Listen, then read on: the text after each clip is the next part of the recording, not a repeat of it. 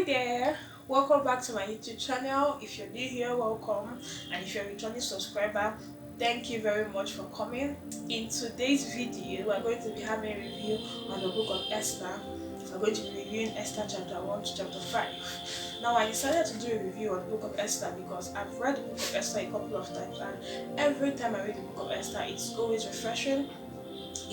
I always get fresh light, fresh insight into the world. There's always something new to learn from the book of Esther. And I said to myself, okay, why not share with my friends what I've been able to learn thus far. So let's dive right into today's video.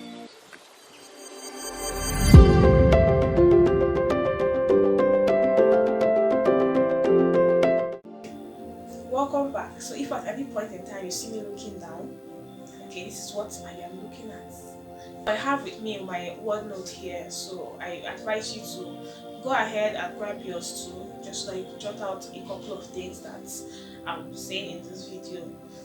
Okay, so let's dive right in. The book of Esther opens up with King Ahasuerus, the king in Shushan, the palace. He threw a feast for the people for 7 days, and after the feast was over, he called for Queen Vashti, his queen, okay, so that he could show her to the palace how beautiful and how fair she was. And Queen Vashti refused to obey the words of the king. Okay, and then the king was so angry, he called for his princes and he asked them what would be done to Queen Vashti. And the princes gathered together and they unanimously agreed that Queen Vashti should be removed as queen, because they said to themselves, if Queen Vashti could say no to the king, then it means that the wives of the land, would say no to their husbands as well. So they had to cut short that cycle that was just about to begin. Okay, so now one of the very first things I would like to point out from this particular verse is that no man is indispensable. You can be replaced. In fact, your replacement is just by the corner waiting. Okay, Queen Vashti realized that too late. It's good that you steward every opportunity you've been given. You steward every place of authority that you've been given. If an administration does not do well in government, during the next elections, the people would unanimously gather together to vote out that previous administration, and there are lots of candidates just waiting by the side, to take over that place, that position. So steward that thing carefully. Whatever you do not steward, you are going to lose. One more thing you should know is that as a person in the place of influence, okay, you can either negatively influence people or positively influence people. Queen Vashti did not know that her actions, her saying no to the king, was going to negatively influence the women in the land, and that's why she was removed. If only she had known, she would have done better. Now, in the second chapter, the king was finally appeased, his anger was calm, and then he gave consent to the decrees of the princes when they said that they wanted Queen Vashti removed.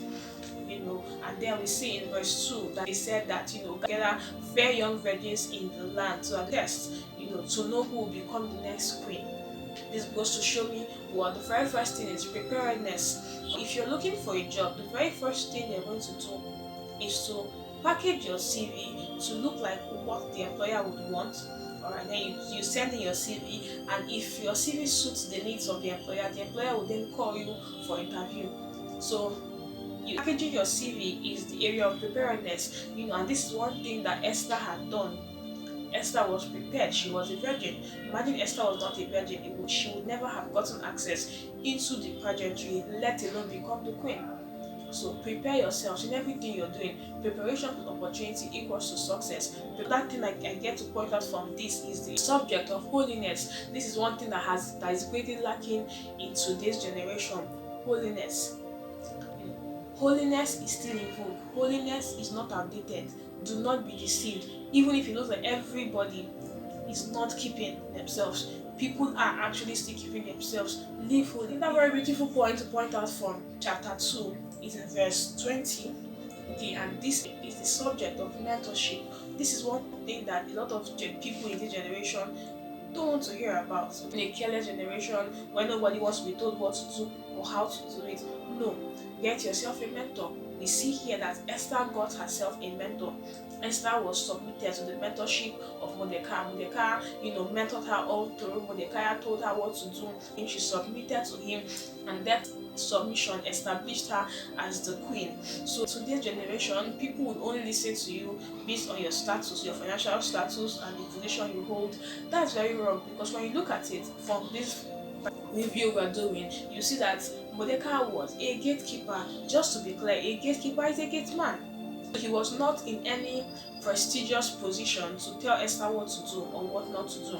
But Esther obeyed, and she eventually became the queen. Get yourself a mentor, it's going to say. Moving on, the pageantry was held and Esther was made the queen. Glory to God. And then in chapter 4, Haman was the right hand man to the king. And every time Haman would pass, Mordecai wouldn't bow to him like every other person would. And so it got Haman furious. And Haman sought to harm Mordecai. So he made inquiries. He found out that okay, Mordecai was a Jew, and so he went ahead to to put in a word to the king to give him consent so that all the Jews in the land would be killed. The king went ahead to sign that decree, giving Haman the consent to have all the Jews in the land killed. And so when this happened, Mordecai sent a message to Esther, telling Queen Esther that Esther should go in and put in a word to the king on behalf of the Jews. Esther gave him a reply saying that according to the customs of the land, she was not yet not yet going to the king to go and meet him. Why? Because you can't go to the king except you've been summoned by the king, and if you eventually do go, you're going to be killed except the king holds out to go this scepter to you. And Mordecai gave her a beautiful response that I would like to point out here. And then he said to her, even if you don't go ahead to put in a word for us to the king, our help is going to rise from somewhere else, because the Jews were God's people, okay, and then God was going to find a way to help them to save his people. And even if he did not save his people, okay, sooner than later they were going to come for you. He told Esther they were going to come for you. So understand that yes, truly your hands might be tied. You might have a valid reason why you don't want to help and all of that. But selfishness sounds like that. That position you're in is not for you. It's for you to save yourself and your family alone. Okay, you've been given that position, to help people make use of your place of influence. This is what Mordecai reminded Esther of, to make use of her place of influence. In the book of Verse 3, verse 27, you say, do not withhold good from people when it is in your power to do so. I paraphrase. And then Esther went ahead to reply Mordecai, and she said to him that okay, you know what, gather the Jews together and fast for me. I and my maidens also would fast. So going to the palace with her maids. Esther was assigned maids when she got in there, and she was able to raise these maids, so that they could now become believers just like her. So whenever you go into a new place, don't think you're the only believer there. And even if you happen to be the only one there, raise men, raise people. Because a time is coming when you will need those people, when you will need to call them and say, please, can you join me in prayer? Can you join me in fasting? For Esther, she has successfully raised these ladies, and when it was time for fasting, Esther was able to call on these ladies. So sure they were going to fast because she had raised them properly. One of the key things you see is that the very moment Esther aligned herself to God's purpose and God's plans, faith grew in her. Okay, so whenever you want to any project at all, whatever that project is, you want to build a new house, you want to start a new business, you want to go into ministry, you want to do anything at all, get involved in fasting and prayer. Fasting and prayer is the key. It's going to help your faith rise. It's going to give you directions. Okay, so you see in subsequent chapters that Esther has so much movement. This was the same Esther who, in just a few verses before the one we read now, was saying that she could not go to the king or else she'll be killed. And the same Esther was the same person saying that I perish. Okay, so faith rises when you fast, when you pray. Faith. What I see here is that Esther was the servant leader. Esther did not say, fast for me, you guys gather and pray for me, and I will somehow where I am chill. No, Esther said, I and my maidens will fast also. So Esther was a servant leader. She didn't just send people on a mission. She herself, partook of the fasting and of the prayer. That is what leadership is all about. Okay, so we've come to the end of today's video Okay, we're going to continue this review in the next video, and it's going to be amazing because there's so much more to learn from the book of Esther. We're going to be reviewing Esther 6 to 10, and if I was to give you a snippet, you see how that your enemies can fall into the very pits that they dug by themselves. Haman, in the next chapters that we are going to review, created a gallows. He had evil friends who advised him to create a gallows where Mordecai was going to be hanged on, and at the very end of the day, he was the one hanged on it. So stay tuned. Okay, if you've not subscribed to the channel, please do well to subscribe, on the notification bell, so whenever I post a new video, you'll be notified of it. And finally, please share this video to your friends. There's a whole lot to learn from this video, so please share it to your friends and your families. Alright, and then finally, give this video a thumbs up.